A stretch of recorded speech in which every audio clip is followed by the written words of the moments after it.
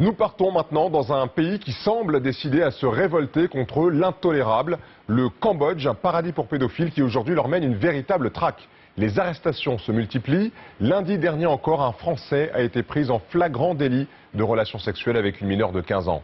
Dans cette lutte contre la pédophilie, nous avons suivi le travail d'une association qui fonctionne un peu comme une agence de détectives privés.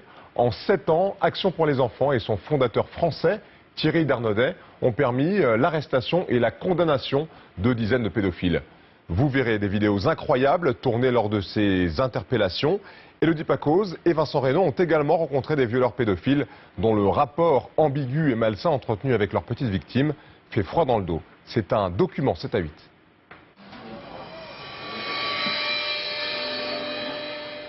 Bon les gars, vous avez tous vos appareils photo?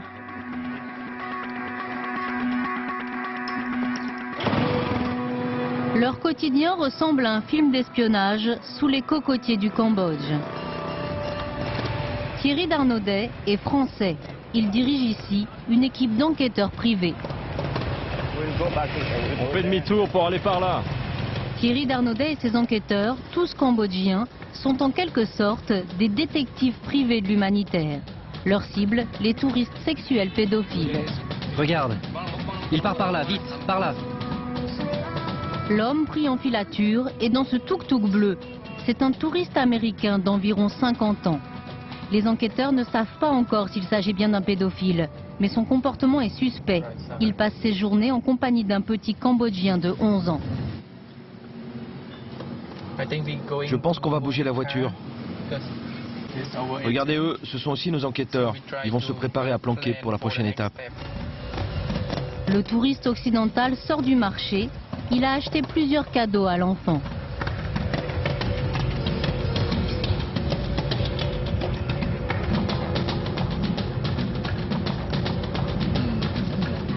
Les mots d'ordre des enquêteurs, patience et ténacité. Une filature peut durer des semaines, voire des mois. Si on voit que l'enfant va avec l'étranger dans l'hôtel ou chez l'étranger, on essaie de poser des questions à l'enfant, on essaie d'en savoir plus. Nous montons des dossiers les plus informatifs possibles que nous donnons à la police cambodgienne ensuite pour que la police cambodgienne fasse une arrestation s'il y a lieu de le faire. Ce jour-là, le touriste américain raccompagne finalement l'enfant chez lui. Une accolade pour se dire au revoir. Mais les enquêteurs continueront à monter la garde. Car le Cambodge est devenu un supermarché pour pédophiles. Meurtri par 30 ans de guerre, le royaume khmer s'ouvre depuis quelques années aux touristes. Des vacanciers qui viennent visiter ses temples, mais aussi des prédateurs sexuels. Depuis que la Thaïlande a durci sa législation, le Cambodge est même devenu le premier terrain de chasse des pédocriminels. Le terreau sur lequel prospère la pédophilie, c'est la misère, celle des enfants en particulier. Beaucoup travaillent, mendient et vivent au milieu des ordures.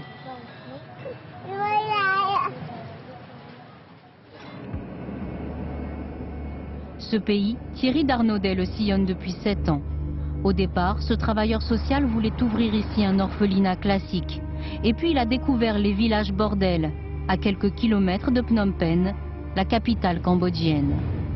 Vous pouviez trouver des petites filles de 5 à 6 ans dans ces bordels en tant que prostituées. Donc je suis allé 2 ou 3 fois pour voir par moi-même ce que c'était et j'ai vu. Ce que Thierry Darnaudet a vu, c'est ça. Nous sommes retournés filmer ces villages bordels. Au Cambodge, une prostituée sur 3 est séropositive et surtout mineure.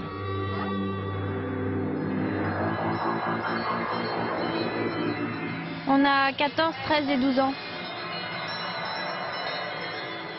On m'a proposé des petites filles, je dis oui, ça m'intéresse beaucoup et j'ai vu 5-6 petites filles arriver à 10 h du soir en pyjama, à moitié endormies, se grouper autour de moi, se pousser les unes les autres pour se montrer mieux devant moi et pour que j'en choisisse une. Pour Thierry Darnaudet, c'est le déclic. Il fonde son association Action pour les enfants, grâce à un financement espagnol de 300 000 € annuels. Dans les bureaux, des centaines de photos d'occidentaux pris en flagrant délit de pédophilie, grâce justement aux filatures de l'association.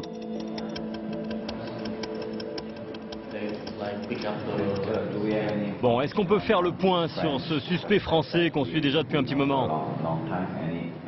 Vous avez du nouveau? Dans la brigade de Thierry, 40 enquêteurs, tous bilingues, et formés par Interpol et le FBI.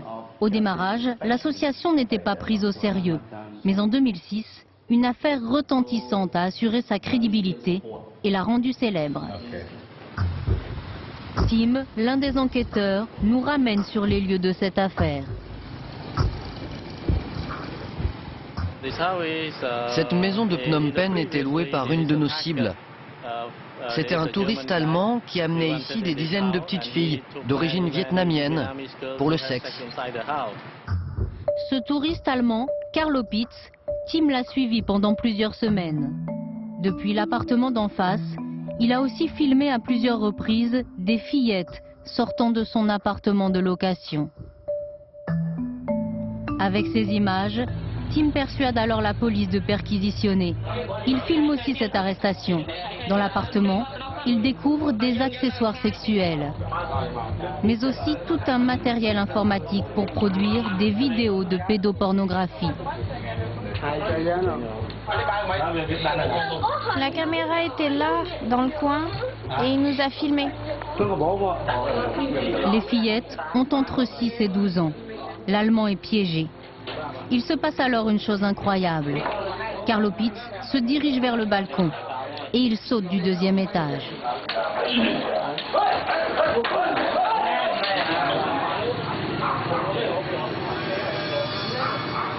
Difficile de savoir si l'Allemand cherchait à s'évader ou à se suicider. L'hôpital de Phnom Penh lui a finalement sauvé la vie. Parce qu'il alimentait un réseau de pornographie infantile par Internet, Carlo Pitz a été très lourdement condamné à 26 ans de prison. Den était l'un des chefs de cette opération. Il est payé 600 $ mensuels par action pour les enfants, 10 fois plus qu'un policier. Vous savez, on fait le boulot des flics en quelque sorte. Parce que la police cambodgienne ne peut pas faire la même chose que nous. Elle n'a pas de ressources financières et pas d'équipement technique pour le faire. Pour Den, dès qu'une affaire s'achève, une autre commence. La dernière arrestation en date implique un Français. Il parle à ce garçon-là. Ce pédophile présumé vient d'être arrêté à son hôtel. Les enquêteurs d'Action pour les enfants l'ont filmé à plusieurs reprises, rôdant sur la plage autour de jeunes garçons. Selon des sources policières françaises, il a des antécédents. Il aurait fait 1 an de prison au Maroc pour pédophilie. L'homme serait passé à l'acte à 21h30, en plein centre-ville, devant 3 témoins, avec un enfant de 10 ans. Vous voyez ces 2 bancs blancs? C'est l'endroit où le petit garçon a été abusé par le Français. Ce soir-là, il s'est assis là et il a appelé le gamin pour qu'il s'approche. Et il lui a fait une fellation pendant 1 minute environ. Et ensuite, il lui a donné 2 $. Cet enfant, Den le rencontre justement aujourd'hui, à l'école. Recueillir son témoignage fait partie de son travail. Il faut que tu nous parles sans crainte. Car cet étranger dit qu'il ne t'a pas fait du mal, qu'il ne s'est rien passé. Tu veux bien nous raconter comment c'est arrivé? Oui. C'est pas facile pour lui. Il a des longs cheveux frisés. Et qu'est-ce qu'il t'a fait? Il m'a attrapé dans la rue. Qu'est-ce qu'il a attrapé? N'aie pas peur, dis-nous. Mon zizi. Avec ces mots à lui, l'enfant confirme que l'homme lui a mis la main sur la bouche pour l'empêcher de crier et qu'il lui a fait une fellation. Et tu es triste? Non, je suis en colère.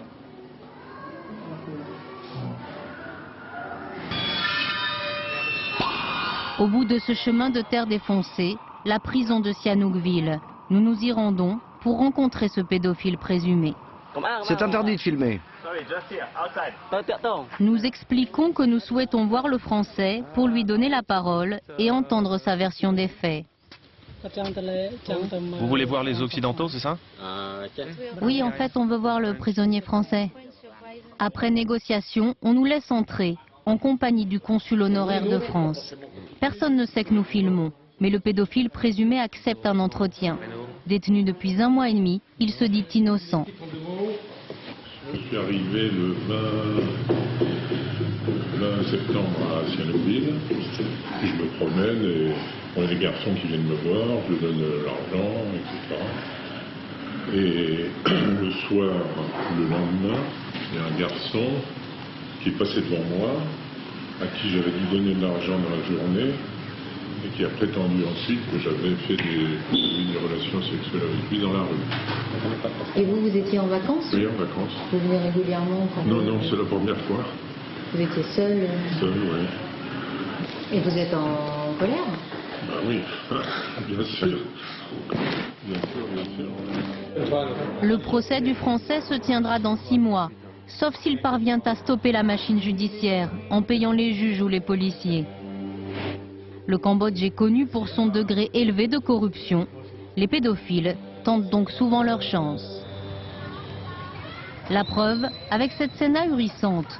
Le 20 août dernier, dans cette rue, Action pour les enfants filme une de ces arrestations. Dans cet hôtel modeste, la police se prépare à interpeller en flagrant délit un suspect filé depuis plusieurs jours. Il est à l'intérieur avec une petite fille. Et très vite, l'homme tente de corrompre la police. Je dois donner de l'argent? Vous voulez de l'argent? Asseyez-vous.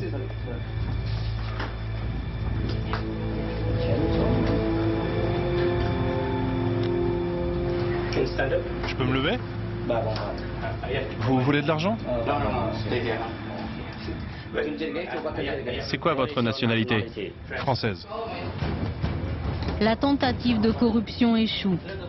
Cet homme rejoint les 7 autres Français actuellement détenus au Cambodge pour pédophilie. Mais certains vont encore plus loin pour échapper à la justice. Ils essayent d'acheter directement les enfants et leurs familles. Ce matin-là, dans une rue de Phnom Penh, nous accompagnons Tim, l'enquêteur d'Action pour les enfants. Tim surveille justement un Français de 70 ans qui a en quelque sorte acheté un enfant des rues de 7 ans. Cet homme, que nous filmons ici à son balcon depuis une voiture aux vitres teintées, a passé un simple accord financier avec une famille. Contre 500 $ et la promesse de scolariser l'enfant, les parents ont accepté de laisser leur petit garçon vivre avec ce Français. L'homme dit qu'il a adopté l'enfant, mais ça n'est pas une adoption légale, même au Cambodge. L'enfant a été entendu au commissariat de police et il a raconté qu'il avait bien eu des relations sexuelles avec l'homme. Le Français a été traduit en justice, il y a eu un procès. Le problème, c'est qu'ensuite, il a été relâché parce que le gamin et sa famille se sont rétractés et ont retiré leur plainte. L'homme aborde souvent des petits garçons en ville et son passé est lourd. Il a fait de la prison en Thaïlande pour pédophilie. En France aussi, il a fait l'objet de 4 procédures pour abus sexuels sur des enfants. Nous sommes allés rencontrer ce Français. Il sait que nous sommes journalistes, mais pas que nous le filmons. Et il se présente comme un tuteur généreux pour l'enfant.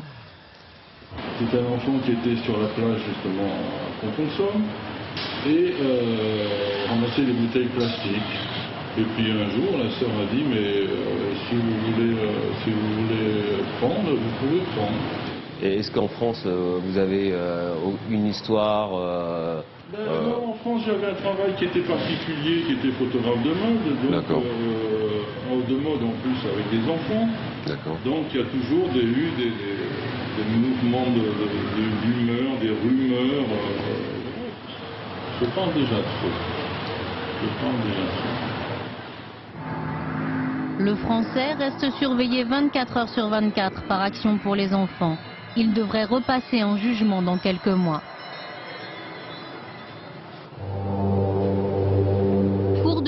police de Phnom Penh. Dans l'enceinte du tribunal, Thierry Darnaudet est abordé par un homme. Nous l'appellerons Didier. Il vient de sortir de prison après une condamnation pour pédophilie.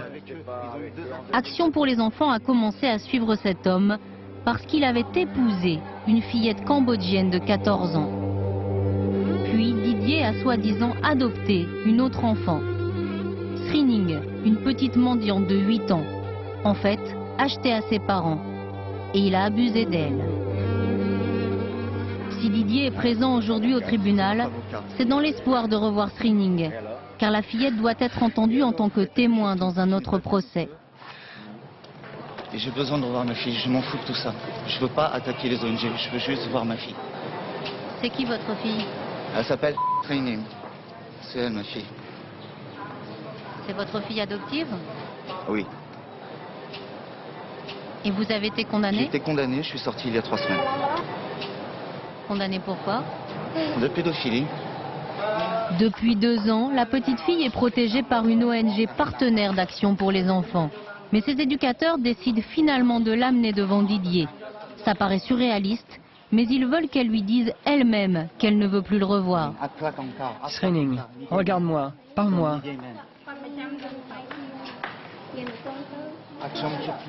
L'enfant, complètement tétanisée, détourne la tête. Elle n'arrive pas à parler.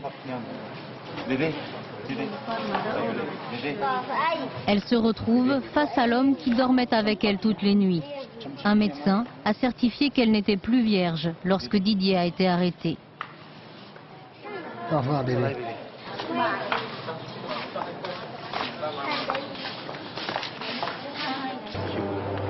Didier repart, mais il pourra retenter de voir l'enfant, car il n'est pas expulsé du Cambodge. 2 jours après la scène du tribunal, nous avons repris rendez-vous avec lui. Dans ce restaurant du bord de plage, il nous l'avoue, il est bien pédophile. Et il se justifie avec un argumentaire difficile à entendre, choquant. Oui, je dis que je suis pédophile. Ce qui compte, c'est pas la majorité sexuelle qu'on donne par rapport à une loi. Ce qui compte, c'est le consentement de la personne. Si la personne a 16 ans, 15 ans, 14 ans, même 12 ans, et qu'elle est consentante... Un enfant peut être consentant à l'âge sexuel? Moi, j'étais consentant à l'âge de 6 ans. Didier a été condamné à 1 an et demi de prison. Des sanctions trop légères pour être dissuasives.